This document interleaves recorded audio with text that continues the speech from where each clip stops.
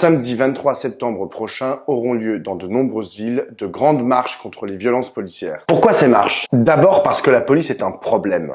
Pas tout le temps, loin de là, mais pour les jeunes hommes noirs et arabes des quartiers populaires ou pour les manifestants, oui, elle l'est. Ce n'est pas un petit sujet. Peut-on accepter qu'une institution aussi importante, à qui l'on confie notre sécurité et que l'on arme en conséquence, stigmatise et discrimine jusqu'à la mort une partie de notre population? Et c'est le défenseur des droits, la Cour européenne des droits de l'homme et l'ONU qui le disent. Contrôles d'identité qui sont trop souvent des contrôles aux faciès, comportements racistes, violences exorbitantes, techniques de guerre. On les appelait gardiens de la paix, ils sont devenus trop souvent des Robocop. Aujourd'hui, une très large part des policiers et de leurs représentants syndicaux penchent vers l'extrême droite. Alors qu'il y a 60 ans, la police votait plutôt à gauche. Même si une majorité de gens continuent d'avoir confiance dans la police, une autre partie la vit comme une ennemie.